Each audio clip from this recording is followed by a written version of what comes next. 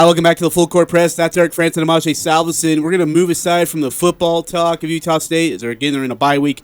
Utah State basketball is getting ready to rev up their camp, and they'll get their season started on October 27th in an exhibition game. But now it's time to head to the fields, the wheats and fields, the hills. I don't know even what to say here or how to present what they're out in the country. There we go. It is the cross country head coach Artie Gulden here joining us on the Full Court Press. Coach, thanks so much for your time. How are you? Doing good. Thanks for having me. I really, really appreciate it. No, it's great to have you, Coach. So is this your 5th year as a head coach and 7th year overall at Utah State? Is that right? Yeah, I believe so. You know, it's crazy. I was looking through your biography. I was stalking you a little bit. You guys, as a team last year, earned its best ever finish at the NCAA Division I Cross Country National Championships. You're 21st ranked, 351 points, placed 11th overall. That was the best ever since the 16th place finish in 19. And you beat 15 ranked teams, including 10 that were ranked ahead of you guys. What has been the transition as you guys have continued that success from last year going into this year? Where do you credit that success? Well, I think when I took over, we had never, as a team, either the men or the women, qualified for an NCAA championship, and that I wanted to change that. I grew up around the sport. My dad was track and cross country coach at Bucknell University, and that was his focus, and I saw that, throughout my, pretty much my entire childhood was try and get teams to NCAAs, and I felt at Utah State that we should be able to do that, and so we, implemented some, I guess a vision of doing that, and then some expectations that would go along with that to try and raise the bar and get both teams to a level where we could do that. And fortunately in that process we had a good group of leaders in 2016, 2017 that really caught the vision and took it and ran with it. And so for me back then, a few years ago, it was just a matter of, I guess, getting the team pointed in the right direction, and then we had some great leaders that that took control and did the rest. And so, and then 2017 we had both teams qualify, and we've just tried to keep building from there. And in terms of recruiting, developing, and continuing to have guys and girls on the team that embrace the vision of qualifying for NCAA championships. And Coach, I was actually going to ask you about recruiting and developing. What do you look for when you're out there on the recruiting trail to bring somebody onto your squad? Well, I think first we try and find good academic kids. That's usually fairly easy with distance runners. Distance runners, stereotypically are good academically, so we don't have to worry about that too much. But I think oftentimes success in the classroom will translate into success as a distance runner, and then we also look at improvement over their high school period, because if we can get a good hardworking kid that has improved in high school, if that improvement continues, then we could have a pretty special college athlete, and that's kind of what you would have seen over the past 4 to 5 years with the kids that have been on our team, and especially the All-Americans that we've had. Really in terms of the All-Americans that we've had, only one was a super standout high school athlete, Clay Lamborn, who ran the 800 for us. But all of the rest of our All-Americans have been, kids that were good in high school, but nothing super special, and they came in and worked really, really hard and got better and improved. So I think that improvement aspect, the improvement curve that we see throughout their high school years is really important to us as during the recruiting process. Coach, what is the leap like from high school to college in cross country in regards of training and distance running? Is it a big leap, or can it be a smooth transition? We try and make it as smooth a transition as possible. What we do in terms of our training is after when we have kids, coming in as freshmen, after their outdoor season is finished, we'll talk to all of them individually to try and get an idea of what their training has been like and what they're used to, so that we build a kind of a summer training system for them that suits them.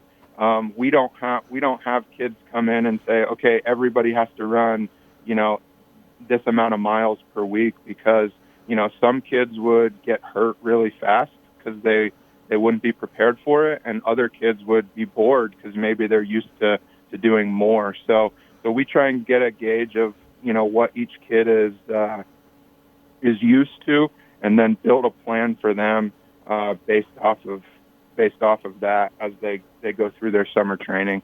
So we definitely have them take a few steps up in terms of the training, but hopefully for all of them, it's not an overwhelming number of steps. How many miles are your kids running on a typical week when you get into season? Oh, so for the guys, we probably for our cross country team, we have kids running 60 miles a week, and then we have kids running north of 100 miles a week, and then everywhere in between 60 to 100. And then for the ladies, we have that range is probably about 35 up to 70, 75. Coach, can you hang with him still? Do you still got it in you? Oh, no. I just try and stay in good enough shape so that I can make it from point to point on the cross country course during the races and yell for them. But no, I can't run with them even in my dreams anymore. Hey, Coach, speaking of the course here, Utah State has a beautiful Steve and Donna Reeder cross-country course here just north of campus. You guys are hosting a big race this weekend. Explain who's coming, who participates in that, and how the general public can come and participate as well. Yeah, so we have this is the time of the year that we travel to some bigger meets. We went to Pennsylvania last week. We went to Wisconsin, or we're going to Wisconsin next week. And a lot of the schools and the other schools in the area will do the same thing. But, unfortunately, we can't bring our entire teams with us. And so we want to give all of our athletes the opportunity to race against good competition. And so that's what this meet, tomorrow is all about, is giving those kids, that weren't able to travel to Pennsylvania last week the opportunity to race and potentially earn a spot to travel to Wisconsin next week. And so the teams that we have coming, I believe the BYU women are scheduled to come, and the University of Utah women, both the Weber State men and women are bringing some folks up. And then the College of Idaho is bringing both their teams. I believe Westminster is bringing their men's team, and then UNLV is traveling up from Vegas with their women's team, and so for us and I think Weber State and the University of Utah and BYU, the focus of the meet is similar to us, where give the kids the opportunity to compete that weren't able to to travel to the previous meet. And then, it's great because we'll have, the College of Idaho, Westminster, UNLV, bringing some of their best kids and giving us good competition to run against. In terms of coming out to the meet, the men start at 3 p.m. and the women start at 3:45. Like you said, the course is just north of 1400, just north of 1400 north. And, it's a really fan-friendly course where you can stand in one place and see most of the race, and so that's really a benefit. And hopefully the weather will hold out tomorrow, and it won't be too junky, so that people can come and enjoy the race and not get cold and wet. Hey, Coach, two questions. First one, now you brought up the weather situation, how do you adjust as a runner in running in bad conditions? Is there a way you can adjust that, or you just got to deal with it? I think you deal to a degree. You just deal with it. Our kids are training outside all of the time. Really throughout the entire winter too. Most of the time they're outside, outside running, because it would get super boring running, 10, 12, 14 miles, inside or on a treadmill. So, they put more clothes on when it gets cold. When it's raining, just try and wear the rain gear and then make the best of it. When it's crappy weather conditions like that, our focus for them is just when they get back, just trying to get dry and warm as quick as possible, so that we try and minimize sicknesses and things like that. But I think in 1989, my dad was one of the USA coaches at the World Cross Country Championships, and it was held in Stavanger, Norway. And he told me that he heard the Norwegian folks, because the weather was, I think, super crappy there, and people were complaining about it, and the Norwegians told him and others something to the effect of, "There's no bad weather, only bad clothing." So try and get our team to understand that too, and be prepared with the right clothing when it's not ideal weather.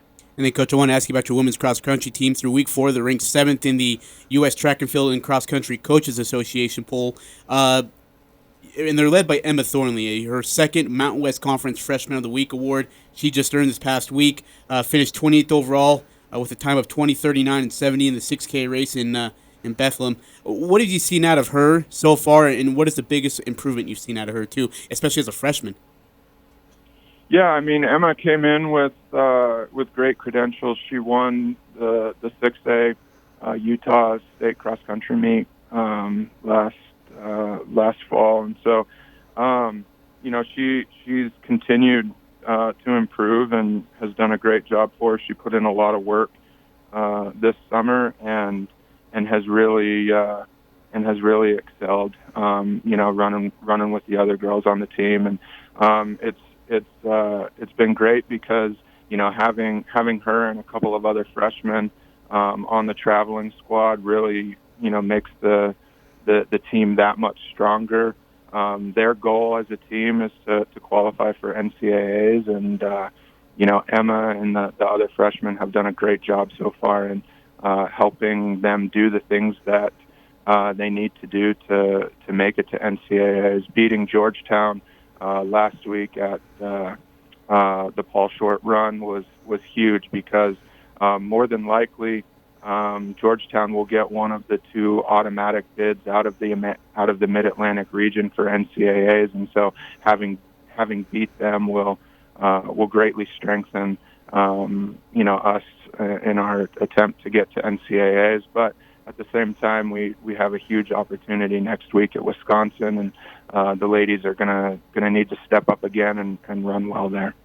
And you got some great upperclassmen too. Katie Haviland, Bailey Brinkerhoff. You've got Mika Rivera, some others that have run well and had a nice race there in Pennsylvania. So with that, you've got some young runners doing some nice things, but you also got some upperclassmen that are setting the tone. Just what kind of you talked about the leadership and trying to develop the runners that you do have. What, I guess, gratification does that give you when you see them kind of evolve into some of the top pacers and runners in the country when they have races like this? Yeah, it's extremely gratifying. Katie was part of the 2017 team that went to NCAAs, but she wasn't able to be one of the girls that traveled to NCAAs. And so she's really been on a mission since then to get back. And it was great for her to qualify last year individually, and she ran a great race at NCAAs, coming, just a couple of seconds away from earning, All-American status. And, her mission in coming back this year was to get the team there, to have the team experience what she experienced last year. And the other girls have really caught hold of that. Mika, Bailey, they've all done a great job, and having that goal, and pretty much running themselves through a wall to try and make sure that they all accomplish it. And then on the men's side, senior Caleb Garnica, I mean, he's been having himself a season. He was recognized as the Mountain West Cross Country Male Athlete of the Week. Talk about what kind of impact he's having so far this season, and with the other runners on that men's side. Yeah, Caleb is, he's been fantastic. He was one of the two guys, along with Mark Crandall, that the guys elected as their captains this year. So, Caleb's doing a great job in leading the team in all respects. And so his run at Paul Short last week was really good, and bodes well for the rest of the season, because Caleb is the kind of runner that, usually his performances will build throughout the season. And, he has historically, he has had his best races during the championship part of the season. So for him to win last week, that signifies probably some really good things coming in the next month or so. And the other guy, Cameron Todd, had a really great race at Paul Short. In terms of our team execution, we didn't execute the race plan collectively, how we had hoped. We had some bad luck in terms of, one of our guys, Bridger, who was supposed to lead the team out and put us in position. He went down at about 1,200 meters into the race and kind of got trampled. And so that was a little bit of bad luck. But that doesn't sound guys pleasant. regrouped. What's that? I said that doesn't sound pleasant. No, especially when you're in a race with 380 people, and usually when you go down, people can get up pretty quick, and it's not too big of a deal. But Bridger was like, I kept trying to get up, and people kept stepping on me, and so forth. So yeah, it wasn't a fun experience for him. But the guys regrouped fairly well. We just need some other guys, to really step up for the guys to be able to do what they want to do this year. Caleb and Cameron ran really well, and we need some other guys next week to follow suit in Wisconsin. And but it's a great opportunity for them. I think there's like 19 or 20 teams that are ranked nationally that'll be racing in Wisconsin next week. So it'll be a fantastic meet. Head cross-country coach Artie Gulden of Utah State joins us here on the Full Court Press. Eric France and Amajay Salveson. Coach, forgive me of my ignorance as I ask this question, but how do you guys do the NCAA tournament qualifications? Is that by team or is that by runner? Both. So there are nine regions across the country. We're in the mountain region. Every region gets 2 automatic teams that qualify. So that's 18 of the teams, and then there are 13 at-large teams that get selected. And the method that they use basically is, a quantitative system where they put all of the third-place teams in each region up on the board, and the team that has beaten the most of the 18 automatic qualifiers already in the meet then gets the first at-large spot. And so our region has traditionally been very strong. We've gotten 6 up to 7 teams from our region in in the NCAA meet. And so, those years that we have gotten 7 teams, that means 5 of the 13 at-large bids came from our R1 region. And so that's what we're looking for again. This year, right now, it's looking like for the ladies, most likely 6 or 7 teams will put themselves in position to make it to NCAAs, and the guys, right now probably it's looking like 5 or 6. So that's how the team system works. And then for the individuals, the top 4 individuals that aren't on a team that qualifies in each region get to go to NCAAs. Coach, I wanted to ask you more about the mental aspect of this sport, and that it's on paper you can look at it and say, well, whoever runs the fastest wins, and there's certainly some logic to that, but how you get there, there's a lot of different strategy to accomplish that. In long distance races, you guys will run in packs. Somebody will set a pace. Somebody will move ahead. I mean, there's a lot of different strategies to it. I'm not going to pretend that I understand how it all works, but for those who may not be as familiar with running a cross-country race as a team, how do you execute that and try to get your best runners across the finish line with the fastest times? Yeah, we sometimes will. The team as a whole. That's what we try to preach is running as a team, and the strength as a team, and the strength in numbers. When I was growing up, I loved the Chicago Bulls. I imagine that that might get some boos from people in Utah. But, no. Why would you think that? Yeah, but I read a book by Phil Jackson where he talked about that he got the question so many times, how on earth did you get guys Michael Jordan and Dennis Rodman on opposite ends of the spectrum to play together? And really, he said it was fairly easy once he got them to buy into this poem from the Jungle Book Rudyard Kipling wrote, where the last two lines are, the strength of the pack is the wolf, and the strength of the wolf is the pack. And really talking about that reciprocal relationship where the pack is only as strong as the individual members, but then the pack itself helps make the individual members stronger.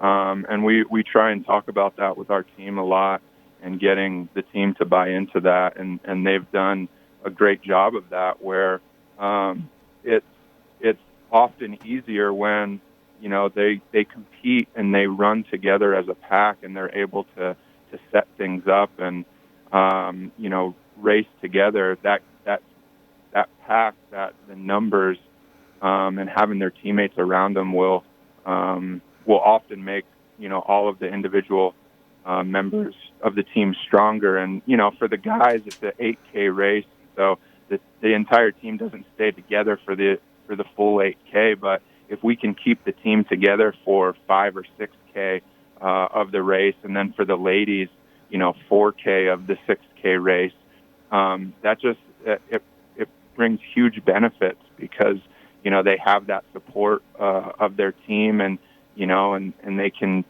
see their teammates around them, and really become engaged in running for something bigger than themselves, because it hurts really bad. And so being able to have their teammates there and running for their teammates, running for something bigger than themselves, that oftentimes will result in guys and ladies being able to run much harder than if they're just running for themselves and their own individual performance. Coach, what are you looking forward to in regards of as you guys get ready for the NCAA championships and such? What are some of the things you want to see your team improve and get better at to prepare for those for that big tournament? Well, for the guys, the race plan execution and having our pack form and be able to stay together for that 5-6K we designed a workout that they did on Tuesday to try and help with that in a couple of respects. And so for them, that's really what we're looking for. We have some big meets and big stepping stones throughout the season over the next month to lead us to the NCAA meet. Like I said, Wisconsin next week is a huge meet, and then after that we go to the Mountain West Championships, and the guys are have a goal to win that like they did 2 years ago. For the ladies, just continuing to do what they've done and continuing to build their confidence and belief that that they're a team that not only has a goal to get to NCAAs, but that they're a team that belongs there. And so for them to have that belief and that confidence grow will bring, will pay off huge as we get into these bigger championship meets over the course of the next month. He's the head cross-country coach, Artie Gulden, here on the Full Court Press. Coach, congratulations on your success this far. Wish you the very best here going forward. Stay healthy, and we'll be rooting for you. And good luck with your meet that you host this weekend. Thank you very much, guys.